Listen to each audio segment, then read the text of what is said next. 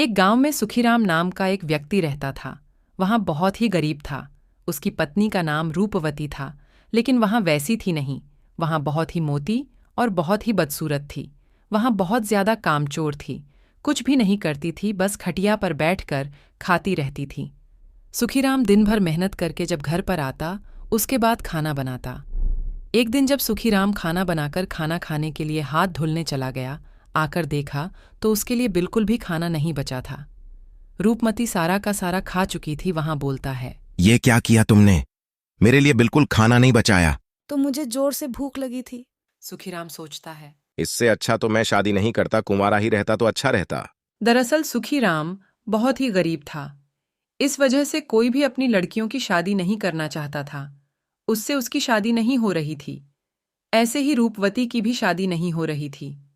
उसके वजन की वजह से जब सुखीराम को रूपवती का पता चला तो उसने मना नहीं किया। शादी के लिए हाँ कर दी। भले ही मोटी है, पर मेरी शादी तो हो जाएगी। एक दिन सुखीराम के दोस्त ने उसकी शादी में उन दोनों पति पत्नी को बुलाया। वहां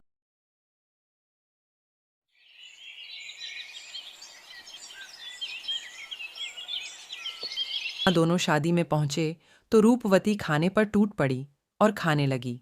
सारा खाना खत्म कर दिया। सारे मेहमान भूखे रह गए। इतना खाना खाया उसने। सुखीराम पर उसका दोस्त बहुत चिल्लाया। बोलने लगा, ये तुम्हारी पत्नी है या कोई हाथी? कितना खाती है? तुम्हारी वजह से मेरी शादी भी नहीं होगी।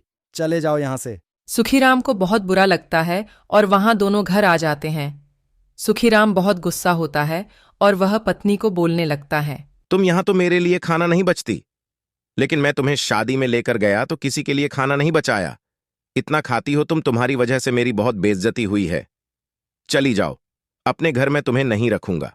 रूपवती को बहुत बुरा लगता है। वहां बोलती है, अब मैं इतना खाना नहीं खाऊंगी। अब मैं मेरा वजन घटाऊंगी। अब मैं आपको परेशान नहीं करूंगी। ठीक है। वहां कम खाना खाना शुरू कर देती है और अच्छे से रहती है और सुखीराम को भी अच्छे से खाना खिलाती है। थोड़े दिन बाद सुखीराम को वापस किसी की शादी का निमंत्रण आया। सुखीराम अपनी पत्नी को लेकर गया, क्योंकि उसे लग रहा था कि अब मेरी पत्नी सुधर गई है, वहां ज्यादा खाना नहीं खाती है। लेकिन ऐसा नहीं हुआ। रूपवती जाकर वापस शुरू हो गई और बहुत ज्यादा खाने लगी और सारा खाना खत्म कर दिया। सुखीराम बोलता है, तुम तो कम खाने लग गई थी, तुम इतना खाना कैसे खा गई वापस से? यह तो मैंने नाटक किया था।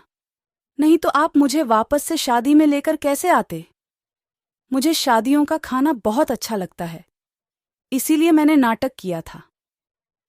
अब तो मैं जी भर के खाऊंगी। सुखीराम अपना सर पटक लेता है। हे भगवान, अब क्या होगा?